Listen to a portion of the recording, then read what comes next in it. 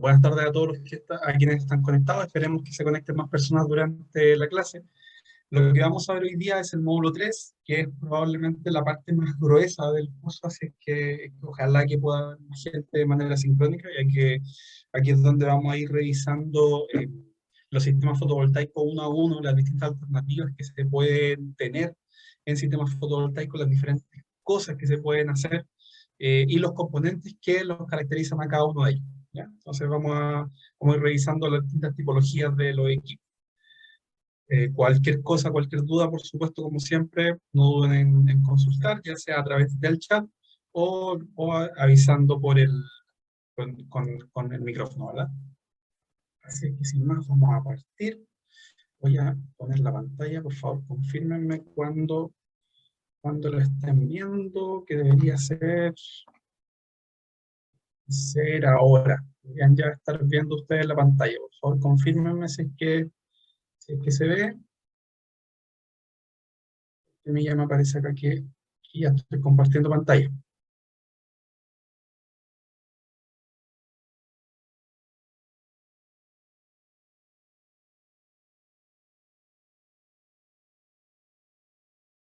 Vamos a partir entonces.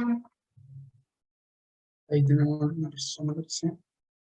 Vamos a partir entonces con la clase de hoy día. ¿Ya? La clase de hoy día, como les comentaba, es el módulo 3. La tercera clase, desde luego, y tiene que ver con los sistemas fotovoltaicos y sus aplicaciones agropecuarias. Ya vamos a entrar de lleno en lo que son los sistemas fotovoltaicos, los vamos a analizar desde sus componentes, y vamos a partir hablando de los sistemas off-grid, que off-grid es un nombre en anglo que se le da a los sistemas desconectados de la red, ¿ya? O a los sistemas aislados. O sea, yo tengo un sistema que trabaja independiente de la red. Luego vamos a hablar de los sistemas on-grid, que son la antítesis, digamos, todo lo contrario, son los sistemas que trabajan conectados a la red.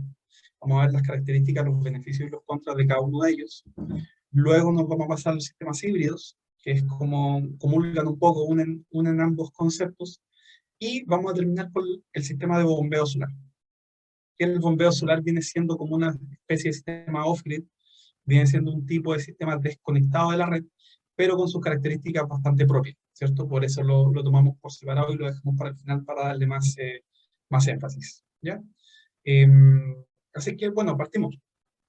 Cuando vimos la primera clase, la de conceptos básicos, ¿cierto? De conceptos eléctricos, yo les comentaba que teníamos esta diferencia, ¿cierto? De que los paneles fotovoltaicos, las baterías, trabajan en corriente continua. Y lo que nosotros tenemos en nuestras casas, la disponibilidad de la red, los enchufes, el refrigerador, bueno, todo trabaja conectándose a corriente alterna. Entonces, el sistema más sencillo que se puede hacer no es compatible con eso, ¿ya? Son sistemas de corriente continua. Es un sistema del cual yo no voy a poder conectar mi refrigerador o no voy a poder conectar mi bomba, porque es un sistema que es aislado y es de corriente continua, ¿ya? Este tipo de equipos comúnmente son para consumos dedicados, o sea, para iluminación o para artefactos que trabajen en corriente continua, que rara vez pasan mucho más allá de la iluminación. Nosotros hemos hecho algunos específicos, no sé, para vigilancia, para cámaras, cosas así, pero en general son comúnmente dedicados para artefactos en corriente continua, de lo cual no hay mucha variedad en el mercado.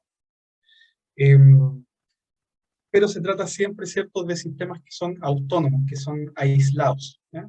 Con aislados me refiero a que no, por supuesto, no están conectados a la red eléctrica, sino que trabajan de manera totalmente independiente, ¿ya? Entonces tengo en este sistema, y vamos a analizar el sistema con sus componentes. Tenemos un panel o varios paneles, ¿cierto? Tenemos una batería o varias baterías, el panel genera energía, la batería la almacena, y tengo un regulador de carga que está administrando esa energía. Y además, por supuesto, tengo los consumos, que en este caso, en este esquema, están representados por una ampolleta. Entonces, vamos a ir conociendo este sistema en base a los equipos que lo componen. Y vamos a partir hablando, por supuesto, de la estrella, del panel fotovoltaico. Primero aclarar que cuando hablamos de panel fotovoltaico nos referimos a este producto ensamblado, listo, ¿ya? Existe el concepto de celda solar o célula solar, que se refiere a cada uno de estos cuadraditos que lleva un panel fotovoltaico, ¿ya? Pero si hablamos de panel fotovoltaico, hablamos de módulo fotovoltaico o panel solar, módulo solar, nos referimos a este producto ya terminado, ¿cierto? A este marco, a este equipo terminado, que tiene dentro sus células encapsuladas, ¿cierto? Y tiene sus cables por los cuales los conecta. A eso nos referimos ya cuando hablamos de panel. Y si hablamos de sistema solar o hablamos de equipo solar o hablamos de generador solar, ya nos referimos al sistema armado de una serie de paneles, ¿cierto? Entonces, si hablamos de celda o célula, es el cuadradito pequeño. Si hablamos de panel, ya es el equipo como tal. Y si hablamos de generador o de sistema solar, nos referimos ya al conjunto de paneles ya instalados. Con panel fotovoltaico como tal, existe una gran variedad en el mercado. ¿Ya? Son cada vez más grandes. De hecho, esta información de aquí ya se quedó pequeña, porque les digo que están disponibles entre los 5 y los 500 watts. Hoy día ya no es nada difícil encontrar paneles de 540, 550 watts en el mercado. Y se anuncia la llegada pronta de paneles de 600 watts. Con paneles tremendos de grandes, eso sí. ¿Ya? O sea, no sé, un panel de 5 watts, para que se hagan una idea, medirá 10 o 15 centímetros por 20 centímetros, algo así, por 30 centímetros, son pequeños. Pero hoy día un panel de 500 watts o de 550 watts supera los 2 metros cuadrados. O sea, tiene de ancho probablemente 1,10 metros y de largo 2,15 metros, 2,20 metros, ¿ya? Pero son bastante variados, y una de las formas también para clasificarlo es lo que aparece acá abajo, que es por el número de celdas. Esto es literal, o sea, es básicamente contar el número de cuadraditos que vemos, ¿ya? Ustedes se fijan, por ejemplo, este tiene 1, 2, 3, 4, y acá de 1, 2, 3, 4, 5, 6, 7, 8, 9. Tiene 36 celdas, ¿ya? Es un panel de 36 celdas. Y el de acá atrás, probablemente 1, 3, 4, 5, 6, debe ser de 10, debe ser de 60 celdas, ¿ya? En base a las celdas podemos saber ya relativamente el tamaño del panel, y podemos saber también relativamente los voltajes a los cuales trabaja el panel, ¿ya? En un comienzo los paneles todos eran en 36 celdas, luego aparecieron los paneles de 60 celdas para aplicaciones grandes, para trabajarlo en serie, se utilizaban muchos bombeos. Luego apareció el panel de 72 celdas, que se volvió el estándar por muchos años, y todavía se usa muchísimo el panel de 72 celdas, pero hoy día lo que irrumpe más fuerte es el panel de 144 celdas, que, no sé si se acuerdan, se los comentaba al final de la última clase, que se usaba mucho este panel de celda dividida. Bueno, ese es el panel de 144 celdas, que es como ver esto, pero en realidad ver solo celdas a la mitad, ¿ya? Entonces, es un panel, ya es como dos paneles en uno, ¿ya? Entonces, acá, en lo que yo les estoy comentando, ya empiezan a aparecer bastante los conceptos eléctricos que conversábamos en la primera clase. Para entender un panel necesitamos saber primero su potencia en watts. Para conectarlo necesitamos saber el voltaje y la corriente, o sea, los volts y los amperes que el panel genera. ¿Cómo sabemos eso? Bueno, lo primero es ver la ficha, ¿cierto? Cada panel tiene su ficha técnica, y además de su ficha técnica, cada panel en la parte posterior, tiene una plaquita que es la que nos indica los parámetros específicos del panel que estamos utilizando. Todo panel estándar que se preside tal, ¿cierto? Que esté dentro de un cierto nivel, debe tener su placa informativa con los datos correspondientes y con los datos mínimos que esperamos, ¿ya? Entonces, nos va a indicar la potencia nominal y el voltaje y la corriente del panel, pero nos va a indicar dos voltajes y dos corrientes, ¿ya? Ustedes se fijan acá, tengo la placa de un panel de 100 watts, policristalino, ¿ya? Y acá tenemos la placa de un panel de 330 watts, también policristalino, ¿ya? Aparece ahí, aparece la especificación. Y algo importante, antes de entrar en detalle con los parámetros en específico, les puedo comentar el tema, lo que tiene que ver con el estándar de testeo, ¿ya? ¿Qué pasa? El fabricante acá, en el caso de este panel, me está diciendo que este panel produce 100 watts, ¿ya? Pero no es que yo lo vaya a conectar y siempre voy a tener 100 watts de salida.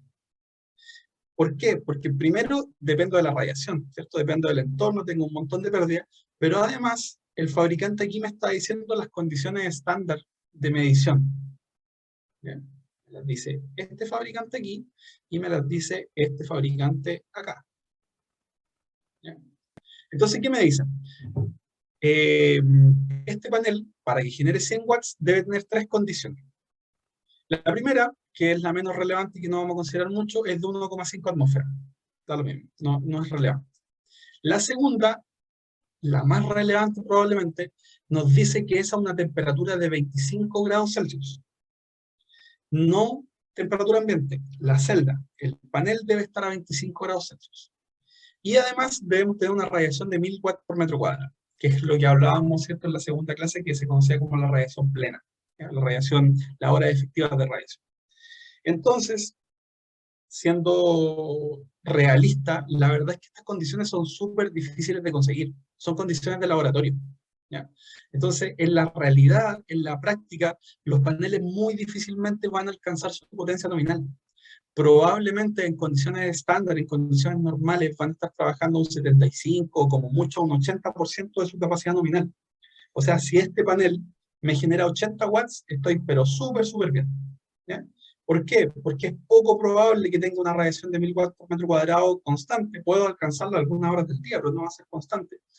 Y además, y en algunas épocas del año, y además, los 25 grados Celsius también son una utopía, porque probablemente si yo tengo este panel al sol a una radiación de 1000 watts por metro cuadrado, lo más probable es que el panel esté muy caliente. Y los paneles tienen pérdida por temperatura, pierden voltaje y pierden potencia. Nos indican en las fichas, no vamos a entrar en eso, pero nos indican en las fichas el porcentaje de pérdida que tienen por cada grado sobre los 25 grados, que es la condición estándar. Entonces, si yo hago el cálculo y si saco las cuentas que en un día de enero a lo mejor tengo una radiación de 900 watts por metro cuadrado, 950 watts por metro cuadrado, ya el panel me está generando 95 watts. Y si a eso le sumo que tengo una pérdida de eficiencia del 15%, del 20% por temperatura, ya el panel me va a estar generando 75, 80 watts. ¿Ya? Entonces, eso es muy relevante. Muchas veces las personas buscan o esperan que, que los sistemas en tiempo real generen la potencia nominal. Y eso es muy difícil, es muy poco probable. Por supuesto, todo el sistema debe hacerse pensando para esa potencia nominal, esa potencia máxima, porque eventualmente puede pasar, pero no es lo más común. ¿Ya?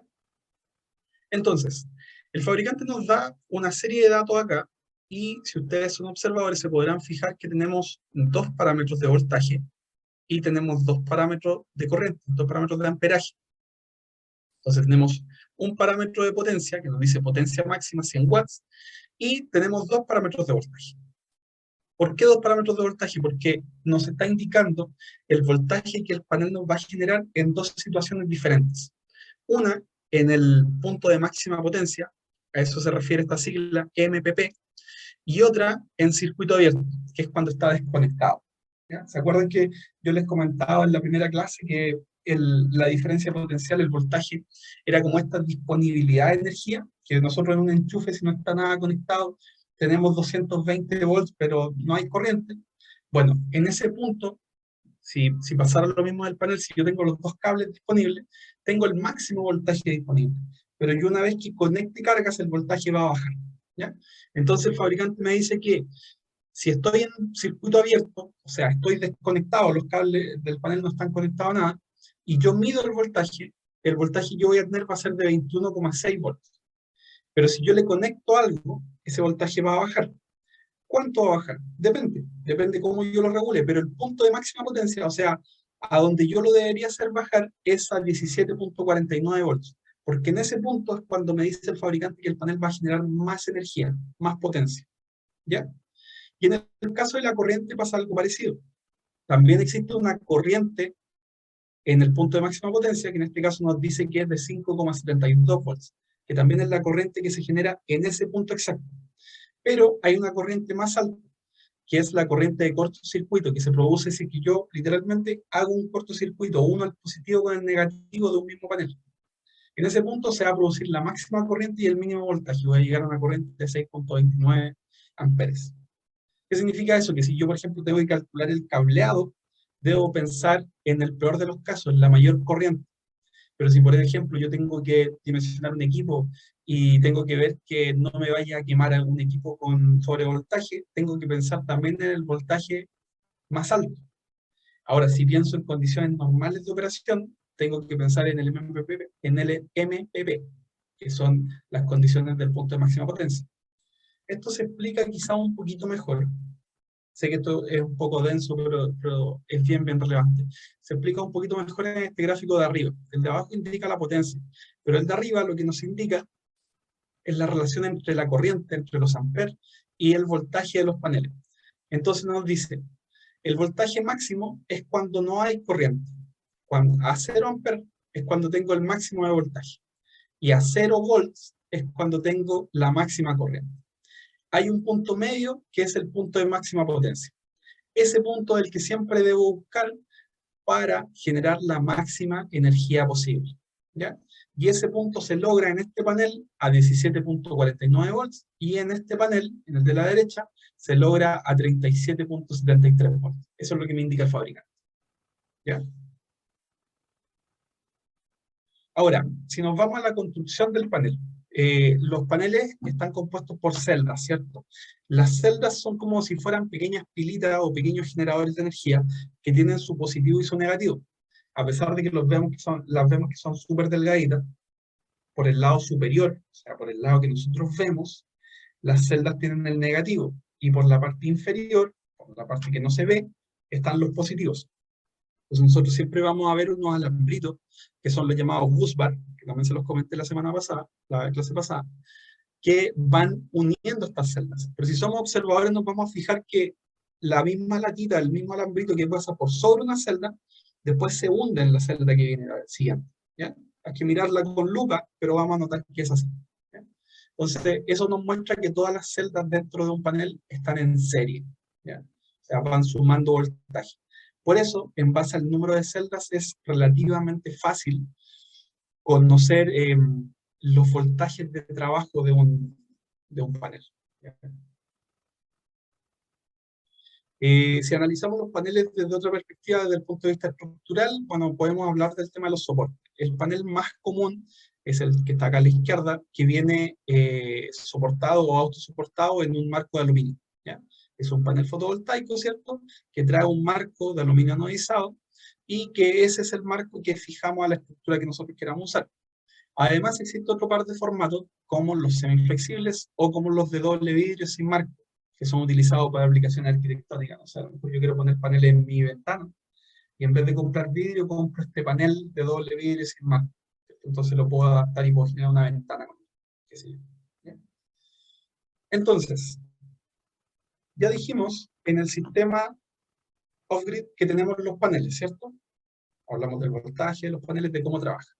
Ahora nos vamos al segundo equipo que compone este sistema, que es el regulador de carga, ¿ya? El regulador de carga es un equipo que está encargado de controlar constantemente el estado de carga de las baterías, así como de asegurar la intensidad de carga con el fin de alargar la vida útil de las mismas baterías. Controla la entrada de corriente a las baterías, la entrada que viene desde los paneles, y además evita que se produzcan sobrecargas, o sea que el panel entregue mucha energía a la batería. Y también, por supuesto, en ciertas ocasiones, nos protege de sobredescargas, o sea, nos protege de que le saquemos mucha energía. Eh, Hay una gran variedad de tamaños de reguladores de carga. Están disponibles en el mercado desde los 2, los 4 hasta los 80 y capaz incluso hasta los 100 amperes. Pero los más comunes son los de 10, de 20 amperes, el rango más común. Y tienen tensiones regulables de 12, 24, 48 volts en las baterías. ¿Ya? En los paneles es otra cosa y lo vamos a ver a continuación. ¿Cuáles son las características básicas de un controlador de carga? Primero, su función es evitar las situaciones de sobrecarga y sobredescarga de la batería para preservar la vida útil de la batería, ¿cierto? En alta carga, o sea, cuando el panel está generando energía, el regulador es el encargado de garantizar una carga suficiente a la batería, o sea, sacarle la máxima energía posible al panel, sacarle el jugo al panel e inyectarle a la batería la máxima energía posible, ¿ya? Pero además, evita que se produzca una sobrecarga excesiva, o sea, que si la batería ya está llena, le siga inyectando energía. El regulador es el que le va a decir al panel, ok, hasta aquí no, y no entregamos más energía. Pero además, en baja carga, en consumo, cuando los consumos Aló, son disculpa, administrados... profe. Sí, Disculpa, sí, ¿te puedo hacer cuéntame, una consulta? Antes que me cuéntame. olvide. Mira, el regulador que tengo acá en Costa Tiene la ¿Ya? entrada de la placa, después tiene salida de batería, y tiene una salida ¿Ya? a la carga, ¿verdad? Que está como un dibujo de una ampolleta. Sí, Pero a mí me dejaron conectado, me acuerdo la primera vez, de la misma batería al inversor.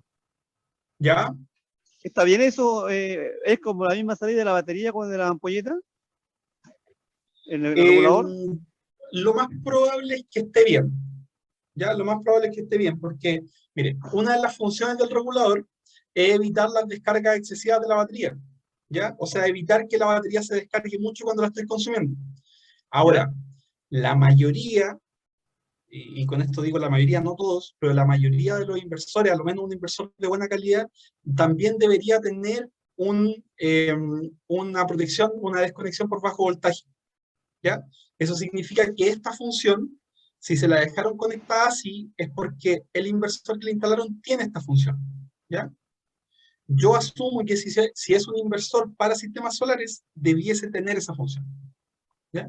Y de hecho, comúnmente, los inversores se conectan a las baterías para evitar también que tanta corriente pase por los reguladores. Este Ahí esquema sí. que yo les comento, en que el consumo va pasando por el regulador, es lo que comúnmente se hace en sistemas sin inversor, ¿ya? Los inversores Ya. eventualmente se pueden pasar por el regulador, pero lo más probable es que se pasen directo desde la batería, como usted dice. Ya, ok, me quedó claro. ¿Ya? Ya, profe. Vale. Perfecto. ¿Vale? Entonces, les decía que el regulador nos va, en Profe, caso de buenas de tardes, corriente. profe. Sí, buenas Discúlpeme, tardes. ¿cuánto Cuénteme. es lo mínimo que tiene que quedar la batería para que no se estropee en carga? Eh, lo vamos a conversar en un ratito, ¿ya? Para no adelantarme el tema de las baterías, porque vamos a hablar de las baterías en unos minutos. Ah, ya, Le contesto ahí, ¿le parece? ya. Ya, mire. Bueno, el regulador entonces lo que nos está haciendo nos está protegiendo la batería en toda ocasión, ¿cierto? Ahora, también es importante en este caso, cuando son, por ejemplo, reguladores de tipo, o más que reguladores, sino que cuando la instalación es una instalación de tipo, voy a poner aquí, eso, eso. Cuando la instalación es una instalación, por ejemplo, sencilla, en que los consumos son en corriente continua, el regulador también es el encargado muchas veces de administrar la energía, ¿ya? Por ejemplo, cuando este sistema es una luminaria, a lo mejor un foco, ¿cierto? Y el regulador también es el encargado de encenderlo y apagarlo, del control horario, de todo, ¿ya? Ahora, si nos vamos a los tipos de reguladores de carga, existen dos grandes grupos, ¿ya? Probablemente el primero es el más común y el que quizá ustedes que tienen sistemas solares más hayan visto, que es el tipo PWM, que son los reguladores más económicos y que hasta hace un par de años eran casi los dominantes del mercado. Estos son los reguladores más sencillos, digamos, que existen actualmente. Por otro lado están los reguladores MPPT, que son los reguladores que tienen seguidor del punto de máxima potencia. Les voy a mostrar el tiro de las diferencias, ¿ya? Este es un regulador mucho más avanzado y son bastante más caros, la verdad. Entonces, ¿cuál es la diferencia? En un regulador PWM, la gran lógica es que un regulador PWM lo que hace es cortar y conectar los paneles con la batería. Y además regula el voltaje, pero regula de igual manera el voltaje del panel con el voltaje de la batería, ¿ya? Entonces, el panel o los paneles trabajan a la misma tensión, al mismo voltaje que la batería. Entonces, ¿qué pasa con eso?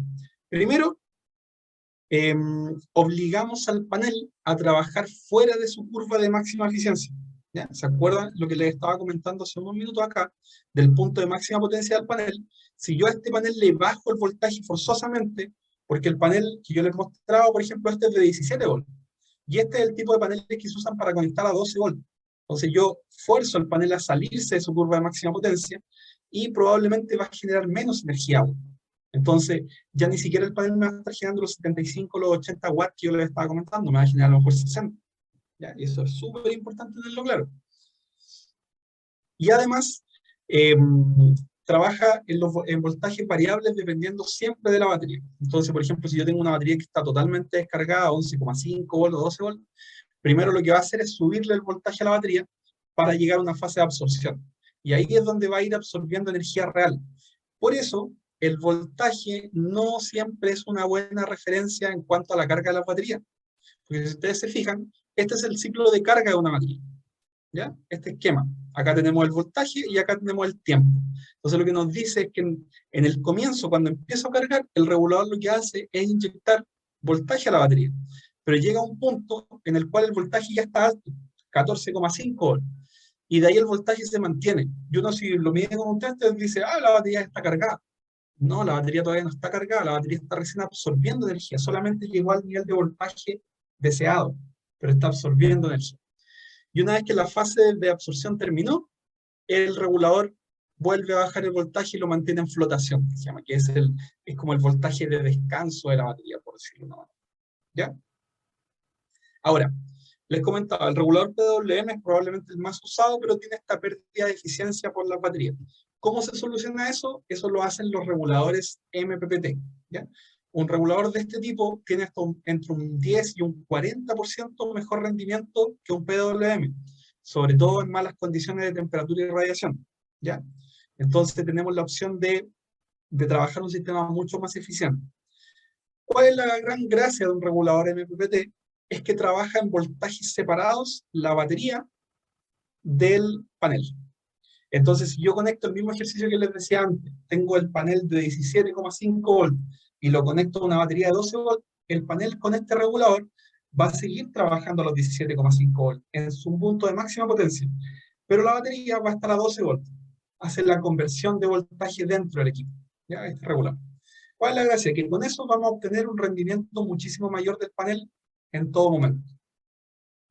Ahora, por supuesto, el regulador es bastante más caro. Entonces, el usar un regulador de tipo MPPT depende muchas veces del tamaño del sistema que tengamos. Si yo voy a instalar un panel, por ejemplo, probablemente no me conviene gastarme la plata que vale un regulador MPPT.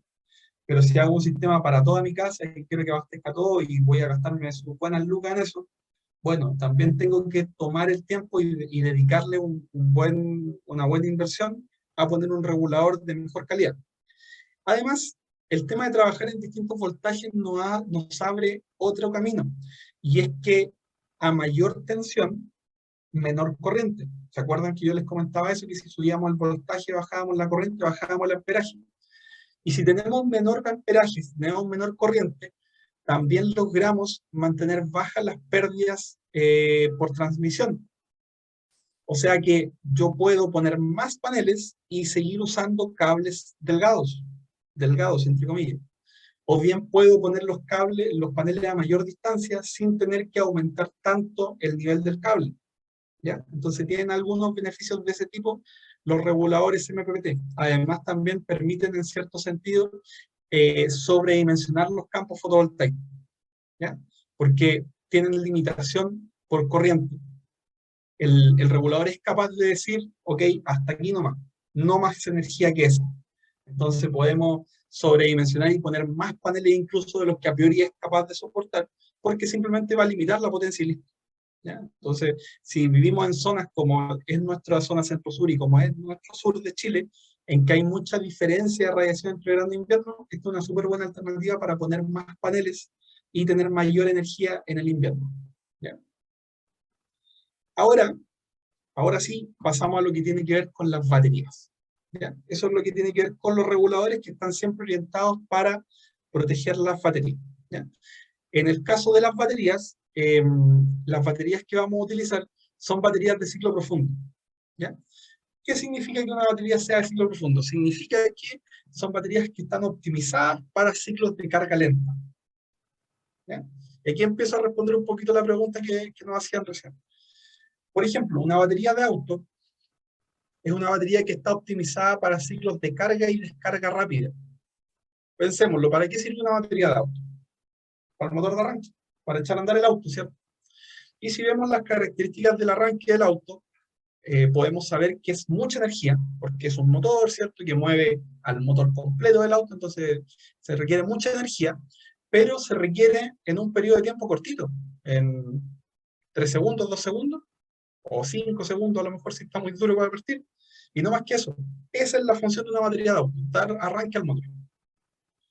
Pero si vemos un sistema solar, la función de la batería de un sistema solar es diferente. La función de la batería de un sistema solar es entregar energía de manera constante. No tanta energía, pero de manera constante, asegurar el consumo. O sea, si yo instalo una casa con sistema solar de manera autónoma, lo que quiero es que toda la noche poder tener energía, ¿cierto? Que apenas, que cuando se oscurezca tener energía y tener energía disponible hasta el otro día, así que con esto mi refrigerador que está funcionando toda la noche. Entonces, la batería en sí está optimizada para ciclos de carga lenta, o sea, para absorber energía lentamente y entregar energía lentamente. Eso no significa que sea poca energía, sino que se refiere a lo constante de la energía que se está entregando, a la velocidad a la que se entrega la energía. ¿Ya? Si uso baterías de auto en un sistema solar, la batería se va a echar a perder súper rápido. Si uso baterías solares en un auto, también se va a echar a perder súper rápido y probablemente no va a servir, no va a funcionar. ¿Ya? Y son conceptos diferentes. En ese sentido son totalmente diferentes. Ahora, existen algunos conceptos, y aquí le voy a explicar lo que me preguntaban en específico. Existen algunos conceptos de los estados de carga o de cómo medir la carga de la batería. ¿Ya? Hay dos que son los primordiales, que es el SOC y el DOD. El SOC es el estado de carga. Es súper fácil entenderlo, ¿cierto? Una batería que está al 100%, que tiene un SOC de 100%, significa que la batería está llena. Obvio, ¿cierto? Y una batería que tiene un estado de carga cero, de 0%, es una batería que está vacía. Ahora, hay otro concepto que es de profundidad de descarga, y que no es menos relevante, que nos ve el aspecto de forma diferente, la ve al revés, o sea, que es cuánta energía yo saco. Entonces, una profundidad de descarga cero significa que la batería está llena porque no le he sacado nada. Pero una profundidad de descarga 100, del 100% significa que le saqué toda la energía, por ende la batería está vacía. ¿Ya? Además, hay una clasificación que es la clasificación C, ¿ya? Que es lo que está aquí al lado. Entonces, si ustedes compran una batería solar, una batería GM, una batería GEL, que también les voy a comentar al tiro cuáles son las diferencias entre cada una de ellas, probablemente va a traer una letrita chica, que es súper importante leerla, porque podemos comprar una batería y la batería va a ser de 100 amperes, pero no podemos quedarnos con que la batería es de 100 amperes. Nos va a decir 100 amperes C10, a lo mejor en chiquitito, a lo mejor en la descripción, nos va a decir 100 amperes C10. ¿Qué significa? La C tiene relación con las horas de descarga, ¿ya? C10 significa que es descarga en 10 horas, descarga total en 10 horas. C20, que es descarga total en 20 horas. C5, que no está aquí, sería descarga total en 5 horas. ¿Qué pasa? La batería va cambiando su capacidad en base a la cantidad de energía que le quitamos. ¿Ya? Las baterías no funcionan como un estanque de agua que si yo le meto 1000 litros le puedo sacar 1000 litros. La batería hace dentro una conversión química que no es 100% eficiente. Hay cierto nivel de energía que se pierde en el proceso. ¿Ya? Y además, si yo extraigo la batería a una velocidad mayor a la cual la batería está diseñada, no me va a entregar aún menos energía. Entonces, si yo me compro una batería de 100 amperes y la batería dice 100 amperes C10, significa que la batería me va a entregar 100 amperes siempre y cuando yo le saque como máximo 10 amperes por hora. O sea, que la descargue en 10 horas, 10 amperes por hora.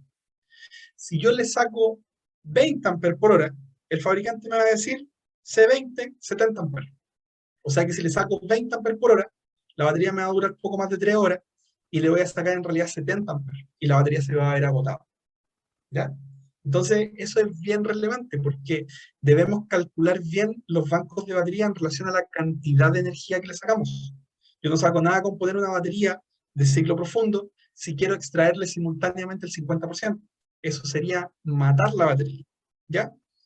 Entonces, en baterías de tipo monoblock, que son este tipo de batería, la más común que veamos, tenemos distintas tecnologías. Tenemos plomo ácido, o sea, bueno, todas son plomo ácido. ¿Por qué? Porque trabajan con plomo y con ácido, ¿cierto? Para la redundancia. El plomo son las placas que están sumergidas en el ácido, ¿cierto? La batería común es la batería abierta o la batería inundada, que en sistemas solares ya prácticamente no se usan, o literalmente no se usan hace años. son baterías convencionales en el sentido de su funcionamiento, ¿cierto? Porque tienen el plomo inundado en ácido, ¿ya? Este tipo de batería es probablemente la más antigua y la más económica, ya prácticamente no se ve. La evolución de esta batería es la batería tipo AGM, que está puesta acá, que es una batería sellada. También, a pesar de que tiene el electrolito líquido, que el electrolito es el ácido, tiene el electrolito líquido, el electrolito está encapsulado, ¿ya? Y no tenemos estos taponcitos en los cuales vamos revisando el líquido porque está sellada y es libre de mantenimiento, ¿ya? Esa es la gracia de la batería gel. Y la batería gel sigue siendo una batería de plomo ácido, pero con la diferencia es que en vez de ácido tiene gel. Está solidificado el electrolito, está gelificado. No sé si existe esa palabra. Entonces, también son libres de mantenimiento. Ahora, a pesar de que las baterías de gel son más duraderas que una batería GEM, y las baterías GEM a su vez son más duraderas que una batería abierta, todas estas baterías de plomo ácido tienen ciertas limitaciones. Y las limitaciones que comúnmente los fabricantes nos dicen es que, primero, no se recomienda nunca hacer descargas de sobre el 50% de la batería, ¿ya? Si hacemos descargas más profundas, la vida útil de la batería se acorta mucho. Y aquí estoy respondiendo a la pregunta que me decía. Siempre se recomienda que cuando hacemos el cálculo, calculemos la batería al 50%. O sea, si yo calculo que voy a usar una batería de 100 amperes, como máximo, yo voy a sacarle 50 amperes en total, en toda la noche o en todo el día, 50 amperes. O sea, le sacaré a lo mejor 5 amperes por hora por 10 horas. Y una vez que le saqué los 50 amperes, ya debo cargarla nuevamente. ¿Sí? Discúlpeme, profe, una pregunta. ¿Cómo Dígame. se ve cuánta carga le queda a la batería? Eso es bien complicado, depende del equipo que usted tenga. Saber la carga de la batería realmente depende del equipo que uno tenga. Existen equipos que son monitores de batería que miden exactamente la carga que tienen las baterías. Todos los reguladores tienen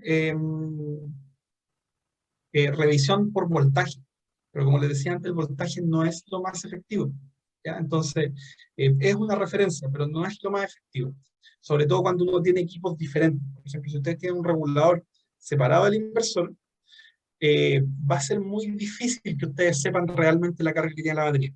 Si ustedes tienen todo en un equipo, hay equipos ahora que son híbridos que incluyen el regulador y el inversor, en ese caso es más sencillo y probablemente va a tener un indicador más exacto y nos va a decir la batería está al 100%, al 80% o al 50%, ¿ya? Pero eso depende del equipo. No es medible, por ejemplo, con un tester. Si ustedes miden el voltaje, esa no es una medición confiable, porque el voltaje es una referencia, pero también necesitamos saber cuánta energía ha pasado por la batería, ¿ya? Así es que, bueno, también es súper importante que si tiene un equipo de estos que tiene esas mediciones, debemos meternos en las configuraciones del equipo y anotarle cuál es la capacidad de la batería. Porque si no le anotamos la capacidad de la batería, el equipo no va a saber si está vacía, está llena, no va a tener idea, ¿cierto? Entonces, eh, nos preguntan por el chat si la batería tiene que ser de marca. Puta, difícil pregunta. Es como todo, pues las marcas garantizan ciertas cosas, pero siempre pagamos más. No, no, lamento no contestar esa pregunta de manera directa, pero es como en todo producto, ¿cierto? O sea, por ejemplo, yo acá tengo una foto en la que les estoy mostrando una foto de la batería Victron. Ya, Victron es una de las marcas más conocidas del mercado, pero también son caras. Y es posible que encuentre una batería china de las mismas proporciones y que cueste un 40% menos. Entonces, es como en todo. Si se quiere asegurar, si quiere la asegura, sí, compre marca. Pero si no, puede comprar baterías más económicas. Ya, entonces, bueno, le decía que lo de medirle la carga a la batería es bien complejo a grandes rasgos y debe hacerse con los equipos instalados. Existen equipos Profe, específicos, Una ¿no? consulta, disculpa. ¿Sí? Mira, aquí yo veo en el regulador que hay un indicador de carga de batería. ¿Eso es tan cierto que está marcando lo que tiene carga de batería o solamente es un parámetro simple? Sí, pues efectivamente le está marcando la carga a la batería. Lo que yo le comentaba es que si usted tiene un regulador separado del inversor, esa carga no es muy exacta, porque el regulador no sabe realmente cuánta energía está pasando de la batería al inversor. ¿Ya? Indicando que está cargando, ¿no? Claro, no, claro, le va a indicar que está cargando y el regulador va a indicar en base al voltaje que tiene la batería y a la energía que es capaz de absorber la batería. Pero no es exacto, ¿ya? Para tener una medición exacta de la carga de la batería, uno, además de saber el voltaje, necesita saber con exactitud cuánta carga ha entrado y ha salido de la batería. Y para eso hay equipos que lo consideran, ya sea de manera electrónica o de manera informática, digamos, hay marcas en las cuales, por ejemplo, yo tengo el regulador y el inversor por separado, pero los conecto con un cable y ellos se comunican, entonces saben cuánta energía ha pasado. O bien hay otros equipos que se venden que son los monitores de batería, que miden el voltaje constantemente de la batería y además se instala un aparato que mide la corriente que está entrando y saliendo de la batería.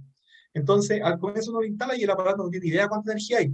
Pero después de un par de ciclos, después de llenar, vaciar la batería, el aparato empieza a calcular que cuando, no sé, entran 10 amperes y deja de entrar energía, la batería está llena. Y si yo le digo que la batería es de 100 amperes y detecta que por ahí pasan 10 amperes, me va a decir, ok, la batería está al 90%. ¿Se entiende? Ya. Que, Sí, que se requiere un equipo ya especializado para poder medirlo bien. Los reguladores lo miden, pero no de manera tan exacta. ya, ok, me quedo claro. Ya. Eso es en cuanto a la descarga simultánea. O sea, perdón, a la descarga total. ¿Ya? Que decíamos que si yo tengo una batería de 100 amperes, no le saco más de 50 amperes, que es lo recomendado. ¿Por qué? Por ejemplo, aquí me dice que esta batería, si yo la descargo siempre al 100%, va a tener una vida útil de 250 ciclos. Si yo la descargo al 50%, tengo una vida útil de 600 ciclos, más del doble. Y si la descargo solo al 30%, tengo una vida útil de 1250 ciclos. ¿Ya? Entonces cambia bastante si yo descargo la batería todos los días a morir, o le voy sacando poca energía y la vuelvo a cargar. Entonces aquí es donde uno tiene que encontrar un punto medio, porque a lo mejor si yo digo, calculo el banco para nunca sacar más del 30% de batería, voy a necesitar muchas baterías. Entonces hay que encontrar ahí el punto preciso. Pero además de la descarga total, ¿sí? ¿Qué es un ciclo? El ciclo, perdón. El ciclo es cargar la batería o descargar la batería y volverla a cargar. A eso se refiere con un ciclo. Ya, ¿Ya? pues si llego a los 50%, entonces ya no es un ciclo, ¿cierto? Y sigue siendo un ciclo, porque es un ciclo de Ahí carga hay de un ciclo. 50%. Sí, pues. Por ejemplo, supongamos que usted tiene una batería de 100 amperes. Todos los días la batería se carga al 100% y en la noche usted le saca 50% de carga y al otro día se vuelve a cargar al 100%. Eso es un ciclo de carga, ¿ya? Y es un ciclo de carga al 50%. Por ende, si usted tiene esta batería y la hace funcionar a ese ritmo, el fabricante le dice que va a funcionar muy bien por 600 ciclos. Si lo hace a diario son 600 días, no es tanto tiempo. ¿Ya? 600 días Entonces, de carga. claro, 600 días de descarga y de carga. ¿Ya? Entonces, por eso comúnmente uno cuando hace el diseño calcula que Muchas gracias. como máximo se descargan los 50%, que a lo mejor todos los días se esté descargando, tenga una profundidad de descarga de 20% y vuelva a cargarse, 20% y vuelva a cargarse, y en algunos días cuando está nublado o cosas así, se descarga el 50% y vuelve a cargarse. ¿Ya? Y ahí va variando mucho la duración de la batería. Entonces aquí es donde esto se vuelve un poquito incierto, porque yo les puedo decir con seguridad que una batería de gel tiene una vida útil de 8 años. ¿Ya? Y se lo puedo decir con seguridad. Pero la batería de gel tiene una vida útil de 8 años siempre y cuando se descargue al 10 o al 15% por ciclo. Y esa es una letra chica súper importante, porque si esa misma batería alguien la descarga hasta cero todos los días, le va a durar menos de un año. Y es la misma batería, y no es que la batería le haya salido mala, es solamente por el hecho de que la está usando fuera de su rango correcto. ¿Ya? ¿Se va entendiendo? Sí, profe. Ya. Profe, Entonces, ¿sí? entonces en el día conviene más, por eso yo tengo puros paneles solares, conectar el panel solar directo a la casa, no a la batería. No, es que el equipo va a hacer eso solo. O sea, siempre lo recomendable es que la batería siempre esté conectada al regulador. Es que yo les comentaba aquí, que hay una parte que se llama la fase de flotación, que es como cuando el regulador está cuidando la batería. ¿ya? Entonces, siempre lo recomendable es que la batería siempre esté conectada a un regulador con panel. Y el regulador va a ser el encargado de decir, ok, la batería está llena, no le entreguemos más. Y si yo estoy consumiendo en mi casa, incluso la energía va a pasar directo de los paneles a la casa, porque la batería está llena. Entonces, lo Ah, recomendable siempre es que las baterías siempre se mantengan conectadas al regulador de carga. muchísimas gracias. ¿Ya? Entonces, además de la descarga total, hay un tema de descarga simultánea. Les comentaba primero que las baterías son de ciclo profundo, ¿cierto? Entonces, en series, nunca los fabricantes recomiendan trabajar más allá del series o en periodos muy cortos, o sea, en los peak. Por ejemplo, si yo conecto una bomba o algún motor que tiene consumos punta, ese consumo punta como máximo debe llegar al 20% de la capacidad de la batería, porque si no, también la vida útil de la batería va a ser muy corta. Entonces, como descarga total, 50%, y como descarga simultánea, lo recomendable es el 10%. ¿Ya? Eso en cuanto a las baterías monobloque. Existe otro tipo de baterías que ya se usan para sistemas más grandes, que son las baterías de tipo estacionaria o la OPZ. Son baterías bastante más grandes y comúnmente son largas, son baterías tubulares, de placa tubular. Trabajan en bajo voltaje, pero tienen corrientes muy altas. Por ejemplo, esta batería de acá probablemente es una batería de 2 volts, pero de 600 amperes. Se conectan en serie, ¿ya? Y también sus ciclos de vida son más largos. Y por otro lado, las baterías que más se están viendo actualmente son las baterías de litio. Aquí el cuento cambia en cuanto a durabilidad y en cuanto a porcentaje de descarga. ¿Por qué? Porque primero la batería de litio nos ofrece sin problema una descarga del 90%. O sea, la misma batería de 100 amperes litio, ahora no necesariamente le tengo que sacar solo 50 amperes, la puedo descargar hasta los 90 amperes. O sea, le puedo sacar 90 amperes y solo dejarle 10 y la batería va a estar en un ciclo saludable. No la estoy dañando con eso. Y además, de manera simultánea, le puedo sacar un 50% de energía. O sea, si la batería es de 100 amperes, yo de manera simultánea le puedo sacar 50 amperes y no la estoy dañando. Y sigue siendo una batería que me va a funcionar bien en ciclos lentos y además sigue siendo una batería que me va a durar sobre los 10 años de vida. Los problemas, primero, el precio. Por supuesto que el precio. Las baterías de litio son más caras, aunque hoy día ya son competitivas, son muy competitivas, por estas características que les comento. Y lo otro es el tema del control. Las baterías de litio no es llegar y conectarlo. Debemos tener compatibilidad entre la batería y el equipo que la va a cargar o a descargar. Deben comunicarse, porque las baterías de litio son muy delicadas y traen adentro un aparato que se llama un BMS, que es un monitor de seguridad de la batería. Entonces ese monitor está constantemente revisando el estado de cada una de las celdas dentro de esa batería y nos está asegurando que la batería está en buen estado. ¿Ya? Entonces, eso es lo que hace más caro estos sistemas. No solamente que la batería en sí sea más cara, sino que lleva electrónica y requiere que pongamos equipos también de cierto nivel para que esto funcione correctamente. Y acá, si ustedes se fijan, los ciclos de vida son mucho más largos. También están afectados, por supuesto, por la descarga, pero son mucho más largos.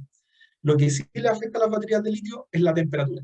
Así que hay que tener cuidado con los excesos de calor en el caso de baterías de litio. Nos pregunta acá cuál es el precio. Por ejemplo, esta batería que está acá a la derecha, la PylonTech, la US2000, hoy día estará a unos 800.000 pesos, 1.000.000 de pesos más o menos, y es una batería de 50 amperes, 48 volts. Si yo le sacara la equivalencia, en términos netos a una batería normal, sería una batería de 200 amperes, más o menos, con la diferencia que esta la puedo descargar más profundamente. Entonces, si lo miro desde otra perspectiva, es casi una batería de 400 amperes. Y una batería normal de 200 amperes hoy día está costando 250, 300.000 pesos, por ende una batería de 400 amperes estaría en 550, 600.000 pesos, ¿cierto? Entonces, en vez de estarme gastando 500, 600.000 pesos, me estoy gastando 1.000.000 de pesos. Pero esta batería me va a durar 3 o 4 veces la vida útil de la otra. Entonces, a eso me refiero con que son caras, pero son competitivas, porque de todas maneras conviene, dependiendo ahí a cuánto tiempo uno la proyecta. Yo hoy día, y voy a hacer algo que no me lo han consultado, pero yo hoy día creo que si uno se hace un sistema aislado para una casa en la cual yo no tengo conexión a la red, creo que todavía es recomendable trabajar con baterías normales. ¿Por qué? Porque yo necesito mantener bastante tiempo la carga en mi casa, o sea, yo necesito a lo mejor tener 2 días de autonomía, por ende, no necesito que la batería sea capaz de entregarme toda la energía en un momento, no me sirve de mucho la descarga simultánea. Y siendo así, puedo aprovechar a ahorrarme esa plata. Ahora, si yo tengo un sistema híbrido, que vamos a hablar de ahí en un rato, que son sistemas que están pensados para almacenar energía rápidamente, toda la energía en un día, y a lo mejor para entregar toda la energía en una noche, y al otro día volver a cargarse, ciclos de carga diarios, ahí sí me conviene el litio, porque yo necesito estar ocupando la máxima capacidad de la batería. ¿Ya? Entonces, hoy día es muy discutible cuál es más conveniente. Va a depender de la ocasión y el tamaño del sistema. ¿Ya? Después, en el sentido de que yo mismo no tengo luz. A mí me conviene ¿Ya? más la de litio en ese sentido porque lo voy a tener que ocupar todos los días de descarga y de carga. ¿No? Es discutible, o sea, es que primero depende del tamaño de su sistema. Porque si usted me dice, no sé, pues yo tengo no sé, un par de paneles de 100 watts, un sistema pequeñito y tengo una batería de 100 amperes, o sea, el solo control de la batería de litio va a ser más caro que eso. Entonces no le conviene. ¿Ya? Ahora, si usted me dice, yo tengo, no sé, pues, yo tengo por decirlo, estoy inventando, yo tengo un almacén en mi casa y necesito que las máquinas de frío del almacén para que no se me eche a perder la cecina y la carne funcionen toda la noche y necesito sacarle harta energía en la noche y después volver a cargar el otro día. Y digo, ok, ahí ya empezamos a pensar en el litio porque necesitamos hacer descargas fuertes. ¿Ya? Entonces, por eso va a depender mucho de las necesidades. Y además, ¿a cuánto tiempo usted lo evalúe? Porque si usted dice, no, yo quiero hacer un buen sistema y quiero que me dure 10 años, váyase por el litio. Ahora, si usted me dice, no, yo voy a hacer un sistema por mientras, porque después voy a tener empalme eléctrico, o porque después quiero invertir más después y comprar un sistema mejor, váyase por una batería convencional, por una plomo ácido. Ya. Gracias, profe. No sé si contesto su pregunta. Sí, gracias. Vale. Profe, Entonces, una consulta. Cuénteme. Yo tengo dos placas de 130 watts. O sea, estoy cargando mi batería con 260 watt hora, ¿cierto? Yo puedo tener Sí, ese consumo en mi casa de 200 watts y la batería no se vería afectada porque en el día estaría cargando más carga de lo que estoy sacando, ¿no? ya. Sí, pero acuérdense lo que les comentaba recién de la ineficiencia de los paneles. El panel no siempre va a estar recibiendo 1000 watts por metro cuadrado. El panel no siempre va a estar la celda a 25 grados Celsius. A lo mejor usted tiene un regulador PWM que tiene poca eficiencia. Por ende, sus 260 watts instalados, probablemente en la práctica, cuando usted ve que el sol está brillando súper bien, probablemente en la práctica son 150 watts que está recibiendo realmente. O Ya. 180 watts a lo mejor. ¿Ya? Entonces, ahí tiene que primero amoldarlo a eso. Claro, si la batería está cargada, usted esa energía la va a estar sacando directo de los paneles. No hay energía que va a estar pasando por la batería. Ya. Ya. No, está bien, está bien. Tengo que tener la precaución de no pasarme los wattajes que tengo las placas para no descargar tanto la batería y me dure para la noche. Claro, claro, es Porque tengo una una buena. conservadora, entonces la conservadora la mantengo en el día con esa energía de las placas y así no me afecta mucho la batería para la noche.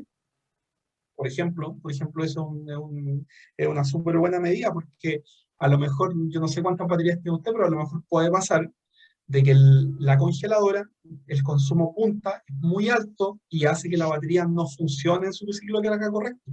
Y puede que su batería, en vez de durar los 5 o 6 años que debe durar, dure 3 años, porque la está estresando demasiado. Entonces, lo que usted está haciendo de preferir tener esos consumos fuertes en el día, está cuidando la batería y está haciendo durar la batería más tiempo. Súper bien, Correcto, correcto. súper bien. Vale, profe. Vale. Ya, entonces, otra cosa a comentarle, y con esto ya terminamos lo que tiene que ver con la batería, es el tema del conexionado. Yo en la primera clase les comenté lo de las conexiones en serie y las conexiones en paralelo. Que en la en serie sumamos voltaje y en la paralelo sumamos corriente. Bueno, en las baterías es el claro ejemplo de ello. Por ejemplo, tengo una batería de 12 volts y 110 amperes. ¿Ya? Si yo conecto 12, o sea, perdón, si yo conecto dos baterías en serie, puede tener 24 volts y 110 amperes. Si conecto 4 baterías en serie, voy a tener 48 volts y los mismos 110 amperes, pero en 48 volts. Ahora, si conecto en paralelo las dos baterías, tengo 12 volts y 220 amperes. Si conecto en serie y paralelo, dos baterías en serie, dos en paralelo, tengo 24 volts, 220 amperes. Si hago un sistema más grande de 8 baterías, 4 en paralelo, 2 en serie, perdón, 4 en serie, 2 en paralelo, tengo 48 volts y 220 amperes. Ahora, yo aquí tengo 4 baterías, ¿cierto? Y acá tengo 4 baterías y los parámetros son diferentes. Aquí me dice que tengo 48 volts y 110 amperes. Pero acá me dice que tengo 24 volts y 220 amperes. ¿Cuál me conviene más? ¿Dónde hay más energía? Es una buena pregunta, ¿cierto? Como dato, ¿se acuerdan que yo les decía que la potencia, se los decía en la primera clase, la potencia es igual al voltaje por la corriente? Entonces, si yo multiplico 24 por 220, voy a obtener en potencia la energía que este banco de batería es capaz de almacenar. 24 por 220, lo estoy sacando acá con mi teléfono, son 5.280 watts. Esa es la energía que este banco me va a guardar. Ahora, si me voy al caso anterior, 48 por 110, 5.280 watts. Es la misma cantidad de energía, ¿ya? Solamente que cambia el voltaje y cambia la corriente. Cambia el voltaje de trabajo. Al tener un mayor voltaje, en este caso, puedo usar cable más delgado, que en este caso, la mitad del cable. Este cable puede ser la mitad de delgado que este cable, a pesar de que la cantidad de energía que va a pasar por ahí es la misma, ¿ya? O sea, eso me refería yo con el tema de controlar el voltaje y la corriente. Ahora, la conexión de las baterías, en la práctica, esto a las dos personas, Disculpe, profe, ¿en cuál cable, sí, en cuál se puede ocupar el cable más delgado? ¿En la de 110? a mayor voltaje, en el de 48 volts. Este que tiene 48 volts, a mayor voltaje, usa menos cable. Porque en este de 48 volts tiene 110 amperes, igual que acá. O sea, en este caso, de 48 volts puedo usar el mismo cable que si tuviera una batería, ¿ya? Ah, ya, Porque las baterías en paralelo son las que le van sumando corriente. ya. Y Ese es en el 220 tendría que ocupar un cable más aquí grueso. necesita el doble de cable. Necesita el doble de cable que acá. Ya. O sea, si por ejemplo aquí usa le estoy inventando un 10 milímetros, aquí tiene que usar un 20 milímetros. Sí, porque igual a la corriente aquí, entonces, si fuera de 110, podríamos ocupar un cable más delgado aquí. No es que la corriente de Chile es de 220 volts. Sí, pero estamos hablando de corriente, de amperes. En Sí, Chile, eso que usted me dice es voltaje, entonces es al revés. A mayor voltaje, menos cable. De hecho, usted tiene toda la razón, pero es al revés a lo que me está diciendo, porque, por ejemplo, en Estados Unidos ellos usan 110 volts. Ellos tienen que usar cables más gruesos, porque tienen menos voltaje y por ende más corriente. Acá, los 220 es amper, no es voltaje. Los ah, ya, 24 volts es voltaje. ya. Pero el razonamiento que usted me está diciendo es totalmente correcto, es así. O sea, a mayor voltaje, menos cable. A menor voltaje, más cable. Cable. Ya, Vale, ahora, pues. en lo que es la conexión como tal, y aquí ojalá que puedan ustedes echarle un vistazo a sus sistemas si es que tienen conexiones en paralelo, para ver si es que están bien hechas, ¿ya? Por ejemplo, a la derecha, tengo dos formas de conexión que están erradas, que están mal hechas. ¿Por qué? No sé si se entiende el dibujo, pero cada uno de estos cuadraditos es una batería, ¿cierto? Y acá tengo los polos negativos y los polos positivos. Están todos los negativos en paralelo y todos los positivos en paralelo también, ¿cierto? Todos los positivos con los positivos y todos los negativos con los negativos. ¿Qué pasa? En este caso, me tomé para conectar al regulador de aquí y de aquí. Y para conectar al inversor también de ahí mismo, de aquí y de ahí. ¿Qué significa eso? Que cuando yo cargue estas baterías, cuando los paneles me estén entregando energía, la batería que va a recibir más energía es esta. Pero cuando yo descargue la batería que más energía me va a entregar también es esta, porque para acá hay más resistencia, porque hay más cables. ¿Ya? La batería está más lejos. Es lo mismo que si esto fuera agua, ¿cierto? El primero va a ser el primero en descargarse porque tiene el camino más corto, más fácil. Eso va a significar que estas baterías se deterioren más rápido que estas. Este banco no está bien balanceado. Lo que se debe hacer es como lo que está a la izquierda, esto. Debo balancear el banco, entonces saco el positivo de un extremo y el negativo del otro extremo. Y con ello consigo que las baterías estén conectadas de manera saludable, porque todas las baterías están trabajando a la par. Por ejemplo, en el otro dibujo de la derecha, que también está malo, las baterías, los cables están conectados al medio, ambos cables están conectados al medio y los paralelos hacia los lados. Entonces aquí las baterías del medio van a ser las que más van a sufrir, ¿cierto? Entonces lo que se recomienda es hacer una conexión balanceada como esta, o bien una conexión con bornera. O sea, yo llego con los cables del regulador o los cables del inversor a una bornera, a una barra, y de ahí saco los cables a cada una de las baterías. Es un poquito más engorroso, así que lo más recomendable hacer siempre es esto, lo a la izquierda, es lo más fácil. Pues si ustedes tienen más de una batería en paralelo, siempre balanceen la conexión, ¿ya? Nunca hacer esto de conectarlas de un extremo, siempre conectarlas de manera balanceada. ¿Ya? Eso es lo que tiene que ver con batería. No sé si hay algún otro comentario, porque ahora nos vamos a pasar a los sistemas de corriente alterna. El sistema de corriente alterna, que vamos a conversar ahora, es un sistema también off-grid, también autónomo, también aislado, pero que en este caso tenemos, por supuesto, el problema de que tenemos consumo en 220 volts, a lo mejor o trifásico, incluso entre 80, y el panel me trabaja en 12, en 24, en 48 volts, ¿cierto? Entonces, para solucionar ese problema, lo que se hace es instalar un equipo que es un inversor de voltaje, que nos permite convertir la corriente continua que fue generada por los paneles fotovoltaicos en corriente alterna, útil para usar en nuestras casas, por ejemplo, o en nuestros consumos. 220 volts, 110 volts, bueno, lo que sea, ¿cierto? Entonces, ahora lo que vamos a conversar un poquito es de los tipos de inversores que existen y cómo diferenciarlos por ahí. Los inversores más económicos son los inversores de onda cuadrada. Yo les comentaba en la primera clase que la corriente alterna genera una onda, ¿cierto? Y va alternando, como su nombre lo dice, entre fase y neutro. No tiene polaridades constantes, sino que va cambiando.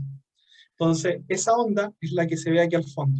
Es lo que se llama una onda sinusoidal. Es una curva constante, o senoidal.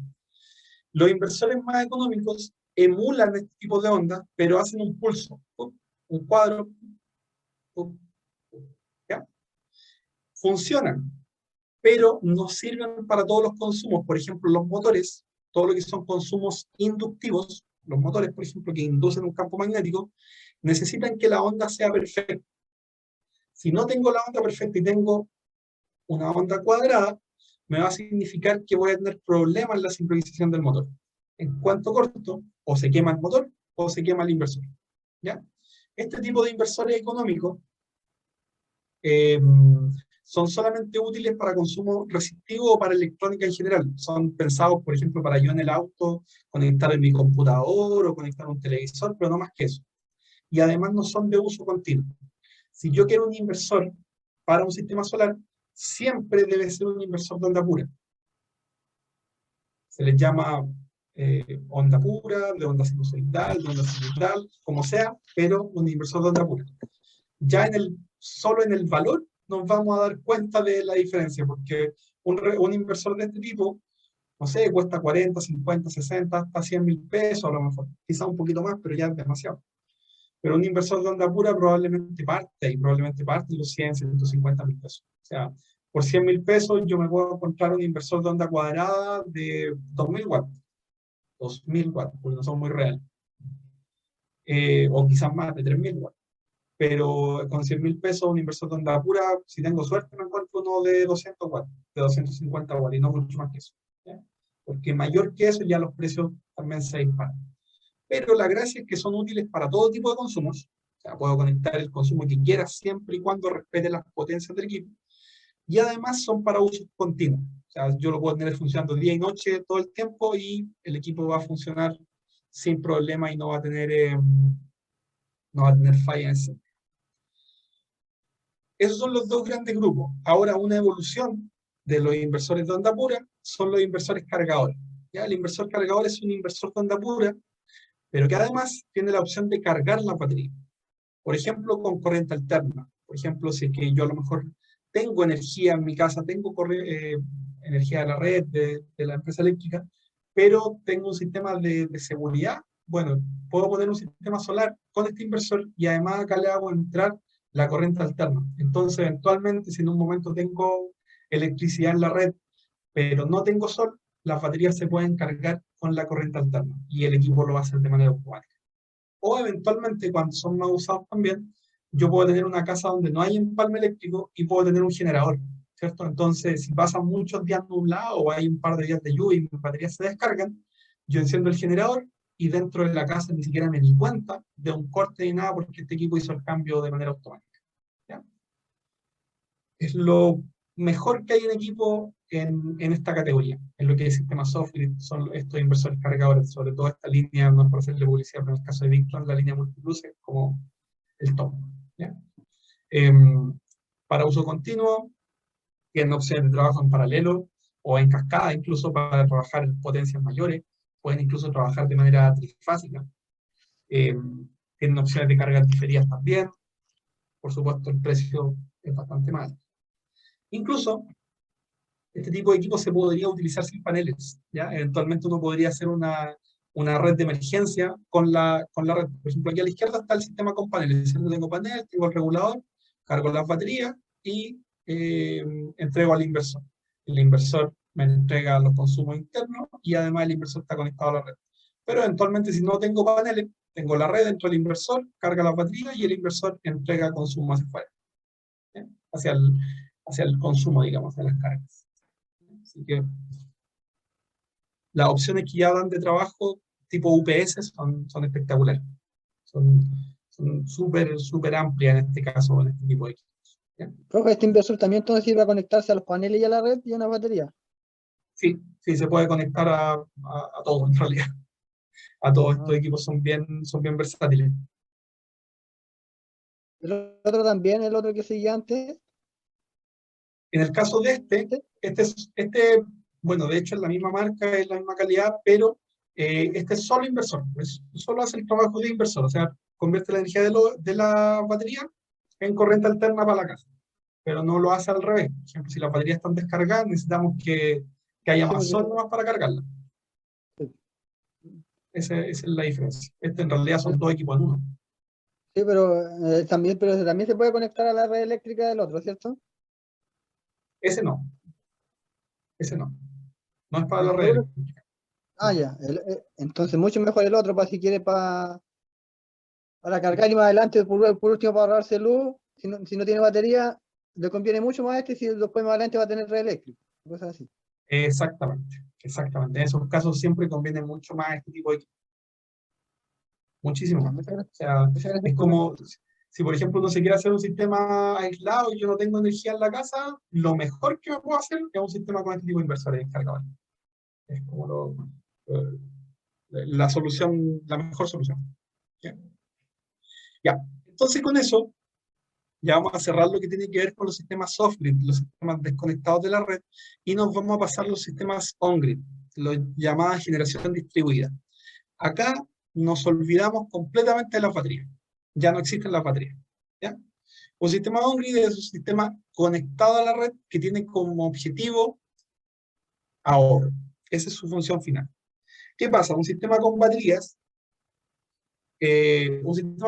como los que conversábamos antes es la solución si yo no tengo energía en la casa, ¿cierto? No tengo energía, no tengo red eléctrica.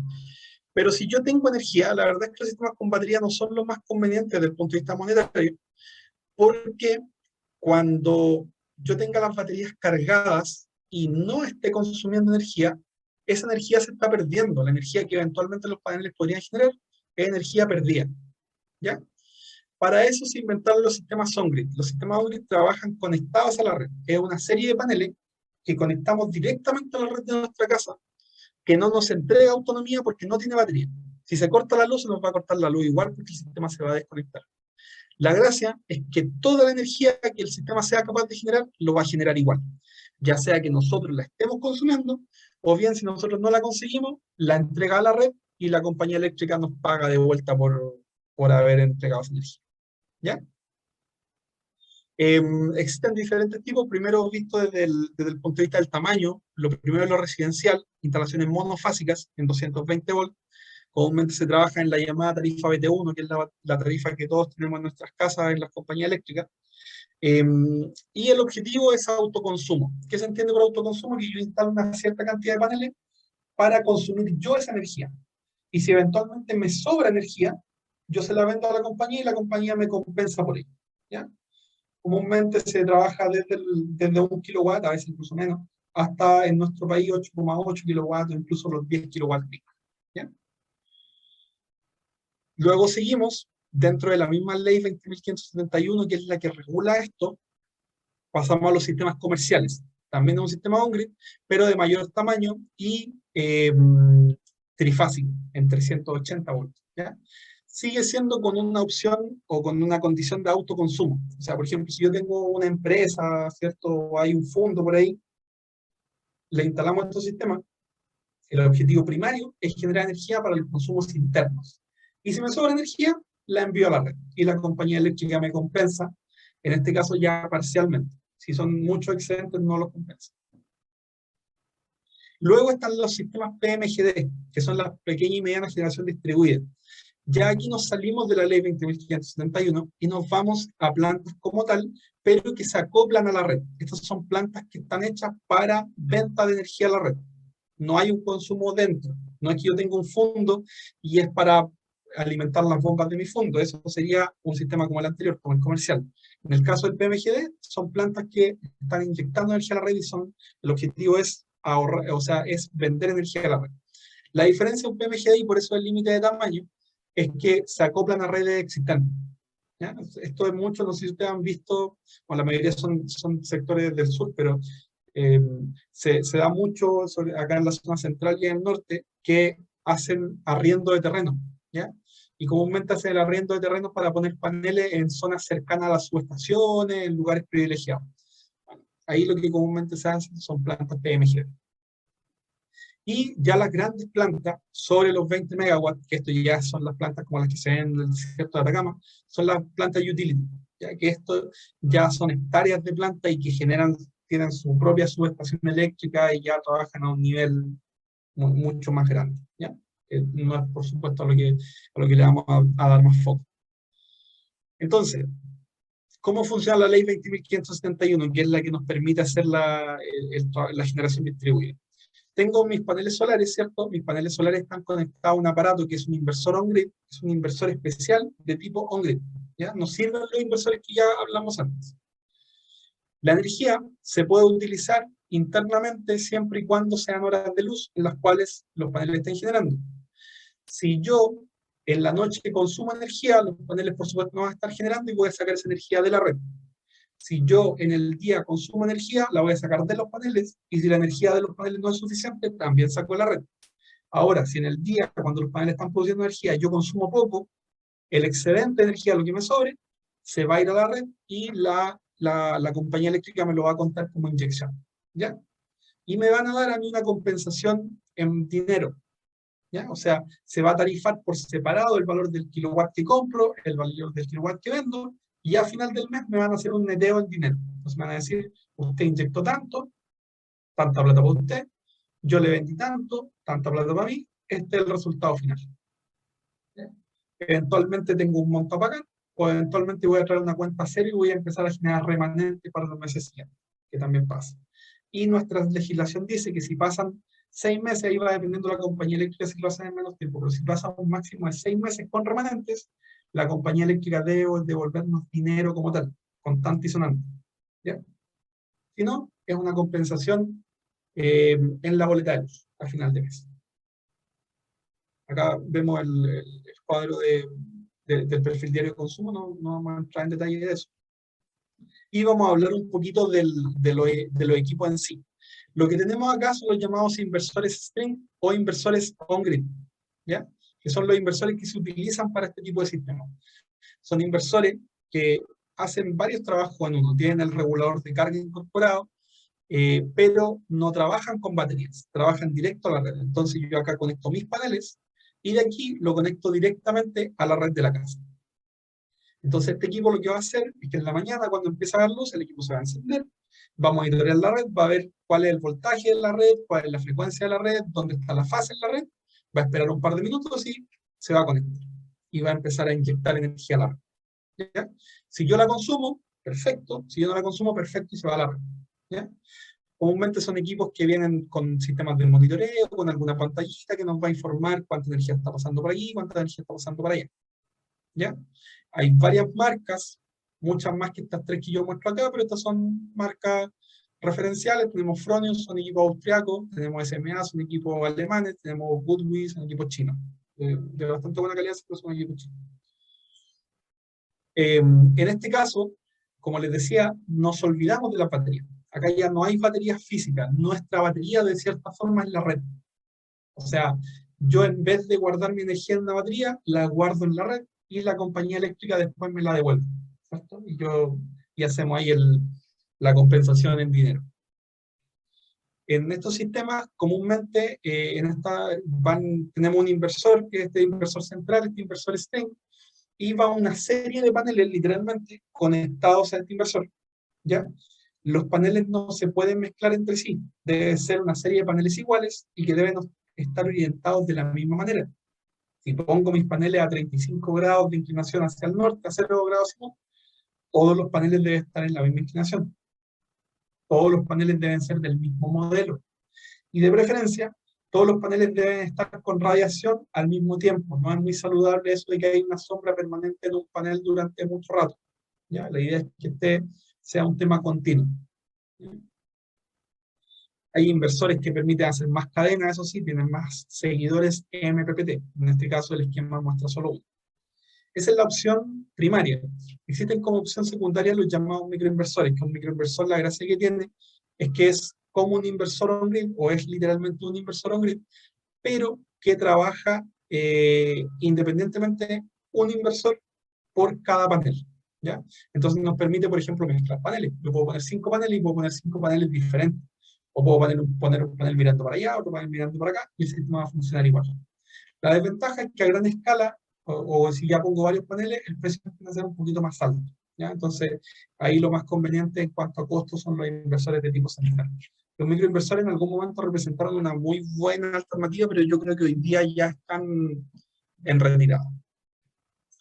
La mayoría de las marcas hoy día nos ofrecen sistemas de monitoreo, que podemos conectar a internet, ¿cierto? Y podemos ver cuánto ha generado nuestro sistema, cuánto generó en el día, cuánto está generando ahora, cuánto generó ayer, cuánto generó en el año, cuánto dinero equivale a lo que ha generado, cuánto CO2 se está ahorrando de emitir. Bueno, las marcas nos ofrecen una enormidad de datos que podemos ir sacando. Ahora, como tercer grupo de sistemas, los sistemas híbridos, ¿cierto? El on-grid, que es el máximo ahorro, ¿cierto? Que es lo que les estaba hablando recién, no tienen batería. Si a mí se me corta la energía, me quedo sin energía. Para solucionar eso, entre comillas, aparecieron estos sistemas de tipo híbrido, que en realidad lo que hacen es que es uno, dos sistemas o tres sistemas en uno, que están aglutinados en un solo equipo. Y este solo equipo, bueno, va a depender mucho de la marca. Y este solo equipo se conecta a la red, se conecta a los paneles solares, se conecta a los consumos y además se conecta a un banco de baterías que comúnmente es batería de litio. Entonces, yo tengo con este sistema todo. O sea, si yo tengo energía, la uso yo. Si yo no estoy consumiendo, la mando a la red o la mando a las baterías. Si se me corta la energía, uso la batería, o en la noche si quiero usar batería, no uso en la red. Bueno, nos ofrecen un montón de beneficios los inversores híbridos. Y va a depender la marca del equipo, el cómo se configura. Hay sistemas híbridos como este Goodwin, que viene desde el mundo del on-grid. O sea, es como si fuera un inversor on-grid y además nos añade las opciones de un híbrido. Existen otras marcas que lo trabajan por separado. Yo tengo que comprar 2 equipos para poder hacer un sistema híbrido. Tengo que comprar un inversor fotovoltaico on-grid y además tengo que comprar un inversor cargador. Existen otras opciones en las cuales se hacen híbridos desde la corriente continua. O sea, yo hago un sistema off-grid, pero con el inversor cargador que les comentaba antes, puedo inyectar energía a la red. ¿Ya? O existen algunas opciones de acople AC, en el cual hago un sistema off-grid en corriente continua, le puedo poner un generador y le puedo poner un inversor además en corriente alterna, trabajando con los paneles como si fuera un sistema on-grid convencional. O sea, yo sé que a lo mejor ahora se volvió un poco enredado esto porque es mucha información, pero en sistemas híbridos se pueden hacer muchas cosas y va dependiendo de la marca. no sé, en el mercado tendremos 10 marcas de inversores que hoy día no están ofreciendo inversores híbridos, y cada una concibe un sistema híbrido de manera diferente, con diferentes equipos, con diferentes conexiones. Entonces, los sistemas híbridos son todo un mundo. Yo acá solamente pretendo explicarles a qué se refiere conceptualmente el tema del híbrido, no tanto desde el punto de vista técnico. ¿Ya?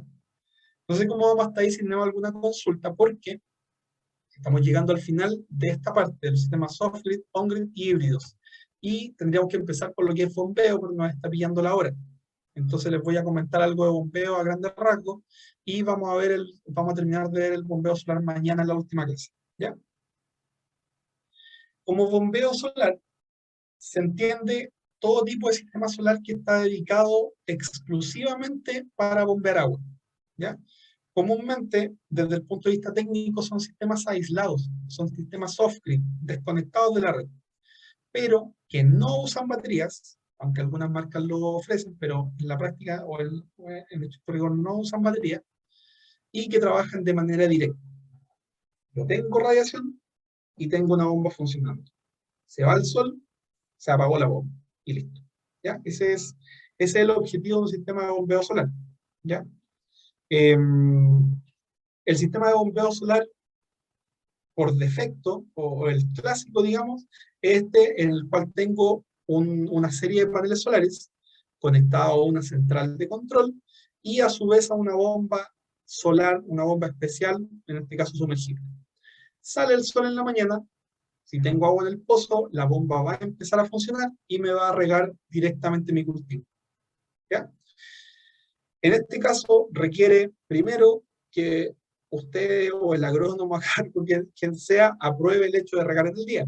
Yo no soy especialista en eso, yo solamente estoy diciendo que es más eficiente desde el punto de vista eléctrico. Otra cosa es que sea ineficiente, que cuando hay calor no sea bueno regar o que la planta se daña. Yo no sé nada de eso. Yo solo sé que en el día tengo radiación y en el día mi bomba va a funcionar. Entonces, la bomba me va a estar regando de manera directa.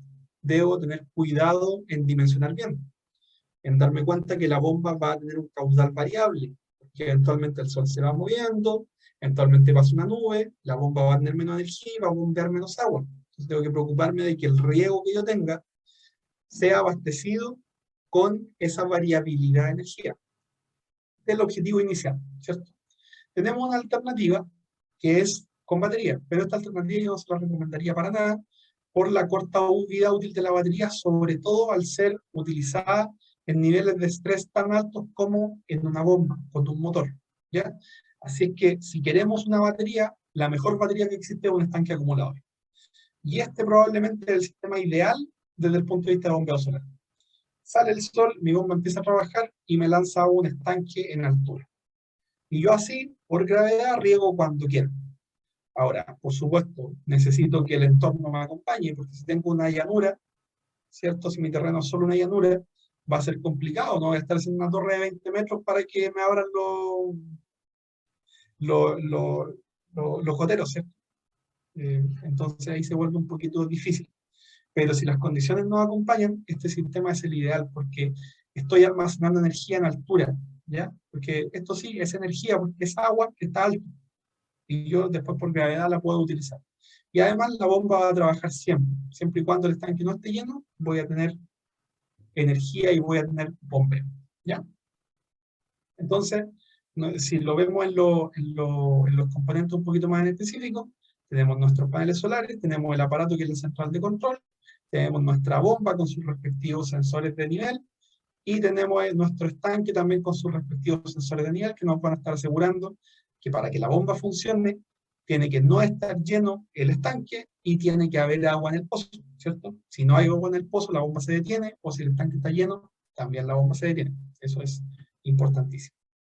Y luego ya solamente nos va a quedar definir qué tipo de bomba queremos. ¿Queremos una bomba sumergible o queremos una bomba superficial?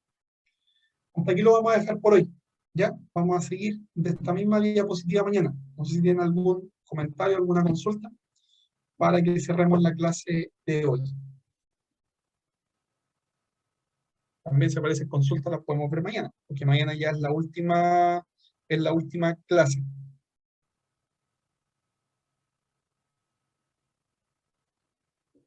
Una consulta, discúlpeme. Es que yo no alcancé a entrar a principio de clase. Hablaba de unos sistemas que bajaba, subida, como del ¿Cómo así? nivel 0. Hasta ahí ya, de ahí Lo, empecé yo. pero ahora lo del bombeo, No de primero. No, en los principios como 16, 15, 16 minutos la clase. lo primero que hablamos fue el tema de los sistemas aislados, lo de los paneles, partimos hablando de los paneles, del tema Algo del voltaje de los paneles, de la corriente de los paneles, eso fue lo primero que conversamos. es que ahí cuando entró usted estaba hablando de un nivel 0 que era máximo y a veces nivel 0 era mínimo. Ah, ya, eso es el nivel de descarga de la batería, el nivel de carga de la batería y la profundidad de descarga de la batería. También era lo mismo que después explico más adelante. Sí, sí, era muy parecido. Es esto es lo que usted se refiere. Más atrás, a los principios. No, aquí ya estábamos hablando de los paneles. Ahí, eso. Este, Sí, ya, esta es la curva de trabajo de un panel solar. Aquí no estamos hablando de batería, estamos hablando solo de paneles solares, ¿ya? Y ya. lo que nos dice acá es, mire, si puede por favor interpretar el gráfico de arriba. Esta, la flechita que está hacia arriba, es la corriente, el amperaje del panel. Y esta, la de abajo, es el voltaje del panel. Entonces lo que nos dice esto es que hay una curva de eficiencia del panel. El panel se mueve, sus parámetros se mueven en esta curva. ¿Qué significa eso? Que tenemos un voltaje máximo y ese voltaje máximo se produce cuando no hay corriente, cuando no hay un flujo de consumo, sino que hay simplemente voltaje. Y tenemos una corriente máxima que se produce cuando no hay voltaje, que es cuando hago un cortocircuito, ¿ya? Hay un punto medio que se llama el punto de máxima potencia. Entonces los fabricantes nos indican el voltaje del punto de máxima potencia y la corriente del punto de máxima potencia. Por ejemplo, el panel de 100 watts, su voltaje de máxima potencia son 17 volts y la corriente son 5 amperes. ¿Ya? Entonces, ¿qué les decía con esto? Que si, por ejemplo, yo conecto un regulador PWM, que son los reguladores más económicos, el regulador PWM me obliga a que la batería y el panel funcionen al mismo voltaje. Entonces, usted que tiene un sistema solar, usted sabe que la batería es de 12 volts, ¿cierto? Entonces va a obligar al panel a trabajar en 12 volts, o sea que va a trabajar fuera de su curva de máxima eficiencia. Entonces va a también producir menos energía, a lo mejor los 12 volts están por aquí. Entonces, por ejemplo, todo esto verde es todo lo que el panel genera. Y al trabajarlo en 12 volts, el panel va a generar solo eso, solo esta energía. Y esta que está acá se va a perder, porque estoy trabajando el panel en un voltaje incorrecto. ¿Ya? Siempre que trabajamos con ese tipo de reguladores, eso pasa. Yo lo comentaba porque hoy día existen reguladores que solucionan eso, pero por supuesto son reguladores más caros y que se justifican siempre y cuando el sistema sea más o menos grande. Si hacemos un sistema chiquitito, aceptamos esa pérdida. No sé si contesto su duda. Más o menos que igual como me perdí desde ahí, no alcancé, pero entonces la corriente y los volts son diferentes medidas. Exactamente, son medidas diferentes. La corriente, como les decía en la primera clase, la corriente es como la intensidad de la energía. Es como si usted tiene una manguera de agua, la corriente es como la presión que lleva al agua. Y el La fuerza voltaje que es como lleva. claro, la fuerza, pero el voltaje es como el tamaño de la cañería, ¿cierto? Como el caudal. Entonces, claro, no como el caudal, porque el caudal sería en la potencia, los watts. Entonces, el voltaje es el tamaño de la tubería. Entonces, por ejemplo, si usted quiere hacer pasar 10 litros, si usted le pone una cañería más chica, la presión va a subir, ¿cierto? Sí, pues. Ya, entonces si yo bajo el voltaje, la corriente sube. Ahora, si yo pongo una cañería más grande, la misma cantidad de agua va a tener menos presión. Por ende, si yo pongo más voltaje, la corriente también baja. También tengo menos amperaje. Esa es la lógica de esto. ¿Ya? Ya. Entonces, es lo mismo que usted me preguntaba antes. Por ejemplo, me decía, en Estados Unidos, o bueno, no me lo decía, pero yo con eso le respondí, en Estados Unidos hay 110 voltios. O sea, la cañería es más chiquitita. Por ende, para que pase la misma cantidad de agua, va a tener más presión, va a tener más amperaje. Y por ende voy a necesitar un cable mejor. La cañería esa va a tener que ser más resistente. porque la presión va a ser más fuerte. Muchas ¿Entiendo por gracias. ahí un poquito? Vale, perfecto. Ya pues, con eso vamos concluyendo entonces. No sé si estás por ahí, Marcelo.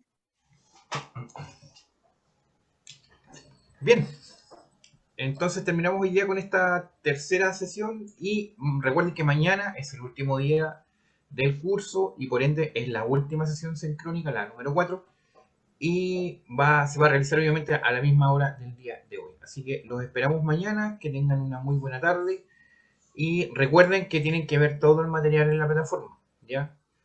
Bueno, los que ya vieron el material al 100% y tienen todos los módulos aprobados, estaríamos ya con el curso completo.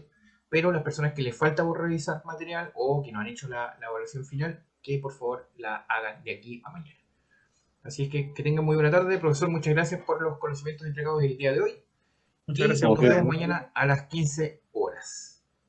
Ya pues, nos vemos mañana. Gracias. Hasta Chao, luego. hasta Chao, gracias. Chao, que estén bien. Hasta luego. luego. Hola.